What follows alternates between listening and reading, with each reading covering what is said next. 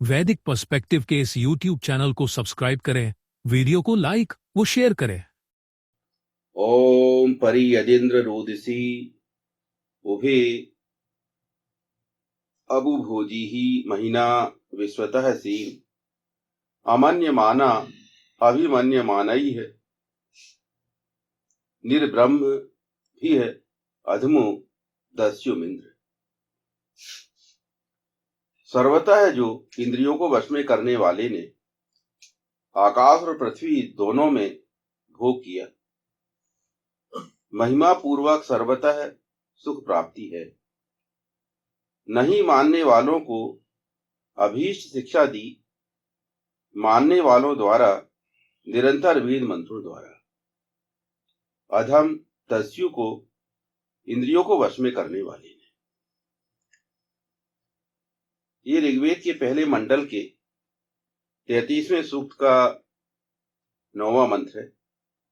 उसमें ज्यादा हेत नहीं भाई आपको। तो जब आपको कुछ ना कुछ तो करना ही, पर आप कम करके ज्यादा फायदा ले सकते हैं, तो ज्यादा करके कम फायदा क्यों लेना चाह रहे? भाई आपको या तो अपनी बात मानना है, या ईशान की बात मानना है, या दुनिया की बात मानना है। तो आप फिर ईशान की बात क्यों नहीं मानते? फिर अपनी बात क्यों मानते हैं, दुनिया की बात क्यों मानते? ये है मुद्दा। तो एक व्यवस्था जो है वो बनी बनाई है ऑटोमेटिकली। ईशान ने व्यवस्था बना के दी। अगर ईशान व्यवस्था बना के ना देता तो फिर हम जाहिर है कि हमको फिर कुछ ना कुछ तो करना पड़ता, हमको बनाना पड़ता। पर जिसमें व्यवस्था बना के दी गई है, हम उस व्यवस्था को एज इट इज क्यों नहीं लागू करते? ऐसे कई मुद्दे हैं जिन पर व्यक्ति को सोचना चाहिए, परंतु क्या है कि हम सोचते नहीं। हमारा जो काम, तो हमारा उद्देश्य यही होना चाहिए कि मुझे कोई भी कार्य जो करना है वो मुझे वेद सम्मत ढंग से करना है। हम लोगों के बीच में मतभेद रहते हैं। कई बार लगता है यार मैंने ये किया, इन्होंने मेरी जो है मेरी आलोचना कर रहे हैं।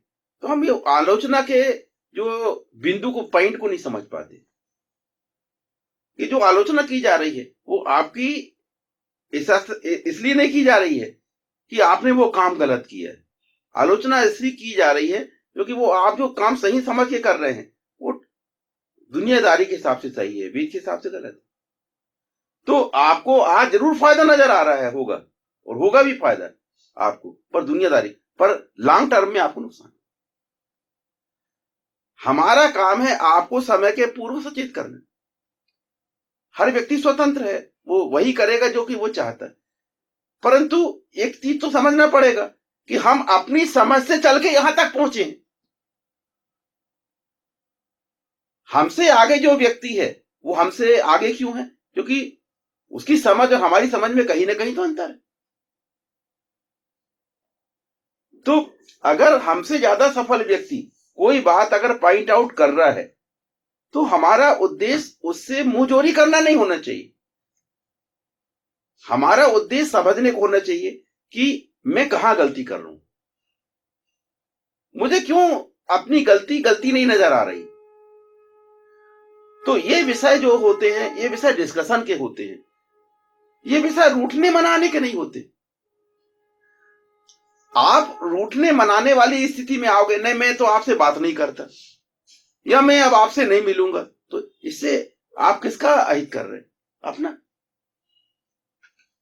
मैं तो अकेला चलूंगा, मैं अब किसी से बात नहीं करूंगा। ये सब जो तरीके हम जो इस्तेमाल करते हैं, अपने जीवन में अपनाने की कोशिश करते हैं, इससे हम अपने ही नुकसान करते हैं। अगर आप अपने शुभचिंतकों से दूर रहेंगे तो आपका ज्यादा हित होगा, क्योंकि शुभचिंतक तो बचा भी सकते हैं आपको। हम अपने हरकतों से किससे दूर जा रहे हैं? जब हम अपनी हरकतों से ईशान के आज्ञाकारियों से दूर जा रहे हैं तो ईशान से तो दूर जा ही रहे होंगे। जब हम ईशान के आज्ञाकारियों को फेस नहीं कर सकते तो हम ईशान को क्या फेस करेंगे? हमें सोचना चाहिए। तो पर क्या होता है जब हम ऐसे कर्म करते हैं, गलत काम करते हैं, तो हम क्या सोचते हैं कि ईशान मेरे बारे में सब कुछ जानता है, मैं गलत भी करूंगा तो ईशान मेरी सहायता करेगा, ये हम ऐसा उम्मीद करते हैं। पर ऐसा सृष्टि के नियम ऐसा नहीं करते। वहां क्या है, इसलिए वेद में बताया गया है अदब्धानि वर्ण से वृतानि, अटल है ये नियम। अगर वो ऐसा करने लग जाए तो फिर पक्षपात हो जाएगा ना।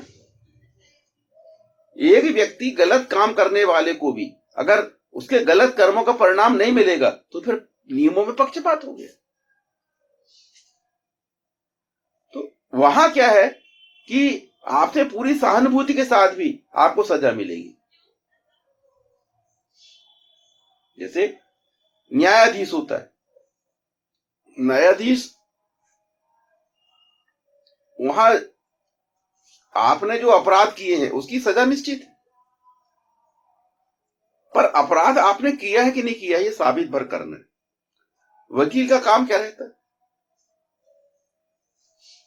आपने किया कि नहीं किया ये नियम के अनुसार सिद्ध करना। अगर अपराधी का वकील, जिस पर अपराध का आरोप है, उसका वकील अगर ये सिद्ध कर देता कि इसने नहीं किया है तो छूट जाएगा। पर अगर वो ये सिद्ध नहीं कर पाता और अभियोग पक्ष वाला सिद्ध कर देता है कि इन्होंने किया है तो आपको सजा मिल जाएगी। फिर सजा जिसको मिल रही है वो व्यक्ति न्यायाधीश का रिश्तेदार भी क्यों ना हो, उसका बेटा, पिता, पत्नी कोई क्यों ना हो, सजा देना पड़ेगा। तो ये एक अलग मामला है घर का कि आप किसके रिश्तेदार हो क्या हो, पर जहां न्यायाधीश अपनी उसमें बैठेगा तो उसको तो न्याय करना पड़ेगा। तो ऐसा ही ईशान परब्रह्म परमात्मा, उसको हमसे व्यक्तिगत प्रेम हो सकता है, सबसे है बराबर, परंतु सृष्टि के नियम जिसको जो पुरस्कार और सजा देना है वो निश्चित है सृष्टि के नियमों के अनुसार। वो चेहरे देख के नहीं निश्चित किए गए, वो कर्मों के आधार पर निश्चित किए गए। यही व्यवस्था है सृष्टि की जो कि समझने की जरूरत है कि यहां चेहरे नहीं कर्म देखे जाते हैं। यहां पहचान चेहरे से नहीं है, कर्मों से। इसलिए चेहरा आपका कुछ भी रहे, कर्म आपके अगर वो हैं तो आपको उसके प्रतिफल मिले। दाढ़ी मूछे लगाने से, कपड़े पहनने से, इन सब चीजों से फर्क नहीं पड़ता। कर्म क्या है, कर्म सत्कर्म है तो उसका अच्छा ही प्रतिफल मिलेगा, और कर्म अगर दुष्कर्म है तो उसको बुरा ही प्रतिफल मिलेगा। शुद्ध बात। तो सृष्टि में भोग करने के लिए आपको एक जो व्यवस्था बनी हुई है संतुलित, उसी का पालन करना ज्यादा अच्छा है। आप अपनी समझ को, अपनी सोच को उसके हिसाब से निश्चित करिए। और हमारा जो व्यवहार है वो क्या होना चाहिए कि जानने समझने का और आचरण करने का होना चाहिए। जो कहते हैं हम तो पंडित ही हैं, जानकार हैं, हमको कुछ भी जानने समझने की जरूरत नहीं, हम सही कर रहे हैं, ऐसा नहीं। हमको हर समय सोच समझ के कार्य करने की जरूरत है। हमको जानना चाहिए, हमको और श्रेष्ठ आचरण करने के लिए प्रयास करना चाहिए। हमें जितने भी सत्कर्म, हम अच्छे कर्म कर सकते हैं, हमको उसके लिए प्रयास करना चाहिए और बेहतर आगे बढ़ने के लिए करना चाहिए। अपने व्यवहार को और भी सम्मत करने की कोशिश करना चाहिए। जब तक जीवन है तब तक हम ये प्रयास करते रहे। सर्वतः जो इंद्रियों को वश में करने वाले ने आकाश और पृथ्वी दोनों में भोग